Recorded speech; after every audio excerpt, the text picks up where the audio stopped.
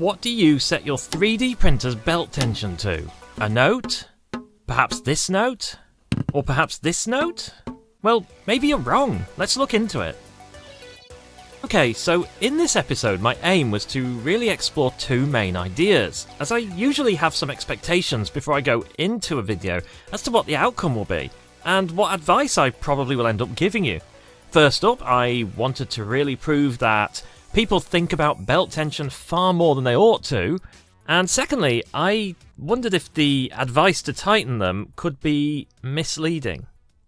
It's probably very worth noting that in this video I am specifically talking about synchronous belts on bed slinger style printers, like the Ender 3 and all its clones.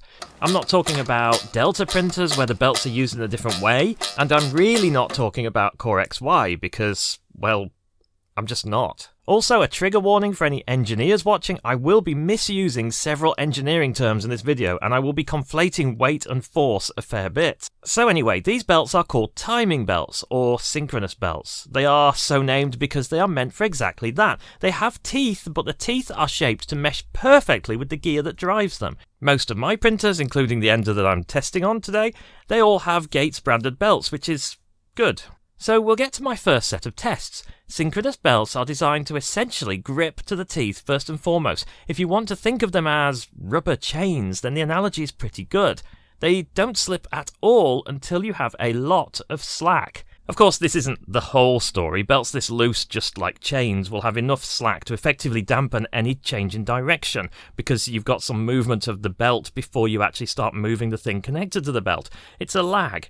In fact, that's where your real failure mode ought to be, logically. If your belt is too loose, the first thing you will get, in theory, is lagged movement of the axis on change of direction. But because these belts don't stretch, ideally, it doesn't take much tension to stop that from happening. Anyway, next demonstration. I needed a way to tension the belts to a very specific tension, and after trying a fair few things, I discovered a very obvious solution to this. You don't need to pluck it, you don't need to use displacement or various other options, which is good because on the Ender 3, for example, the belt is encapsulated within the extrusion, the aluminium extrusion here, so you can't really get to it to pluck it, or there's not much place for it to displace to. So I discovered that I can use a cheap luggage scale and hook it up to the end of the belt tension mechanism on the Ender 3 and see the load applied, and this is actually a pretty direct way of tensioning the belts and measuring that tension. My theory here is that increasing the tension on the belts too much will stress not only the belt, but the belt can probably largely handle it because they're designed to handle a lot of load. What will suffer, though, is the bearings. However, it's hard to test an effect on the bearings in a short space of time, and I don't want to ruin the printer for a change, so I thought it would be worth considering the temperature of the stepper.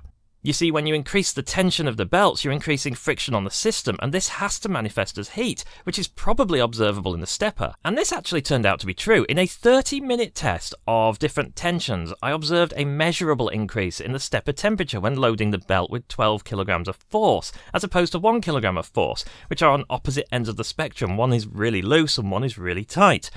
I noticed around 2 degrees Celsius difference, which is quite a lot for 30 minutes. But what I also observed, that I did not expect, was a huge increase in noise. The tighter belts caused the steppers to really scream, which I guess was due to the increased load. So I'm really not that convinced that tighter is better when it comes to belt tensioning. The problem is that while it's hard-ish to achieve these kind of tensions like 10 plus kilograms with the old style Ender 3 tensioners, what has become popular in recent years is tensioners like these on Steve.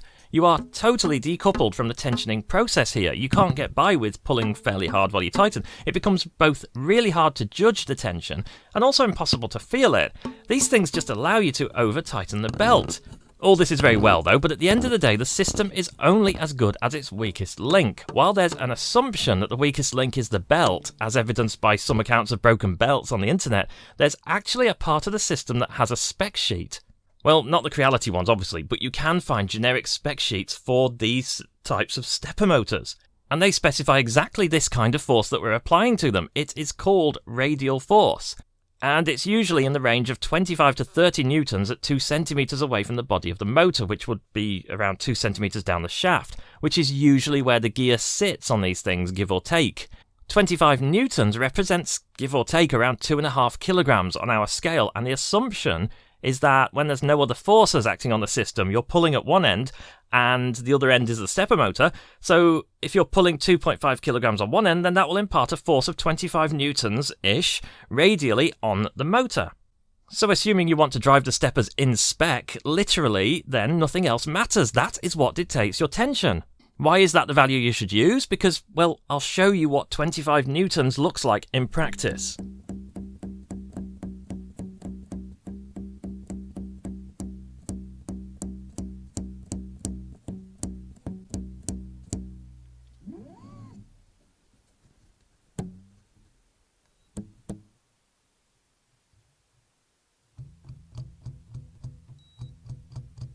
So, you're thinking, what does this do to print quality? Well, as it happens, not a lot. Maybe. I do feel like there is a counter-argument here that could claim that tightening beyond the on-paper spec of the stepper motors will give you better quality, so I did try that too. Personally, I'm not seeing it, but there's a lot of factors at play: weight, speed, and bearing in mind that this is a direct drive with a huge stepper motor on it, so I'm running it generally slower. But you would think that would exhibit a lot more loss in quality on the x-axis due to that weight, but I'm not seeing it. If you choose to run your steppers out of spec though, if it gets you better quality, then that is up to you. They're not that expensive, I guess, and you might get away with it broadly. In fact, it seems like most people probably do, certainly within reasonable loads. If you find you get better results at 30 newtons than 20 newtons, for example, then I think that's a very reasonable trade-off that you'd be willing to make. I guess if you want me to sum this up with some advice, well, the spec sheet for the stepper motor speaks for itself. Tightening the belts to more than 25 newtons may not wear the stepper immediately, but it will wear the stepper and shorten its life. I've also found that at extremes it can increase noise and increase temperature and logically increase power usage. If you're one of the people who tunes the belts to a middle C, then you might want to look at that. It doesn't make a lot of sense. So that's my advice. Get yourself a cheap luggage scale and tighten it to the stepper spec. So, what do you think? Is that too loose for you? Am I wrong? Will you change how you tension the belts? Did you have them right anyway? Do you care? Have you ever concerned yourself with this, or did you just take it as it came out of the factory? Let me know in the comments, and as always, check the description for any corrections. Come join us on Discord. We've got 150 members now, so hi to anyone who joined from the last video. Otherwise, I will see you next time.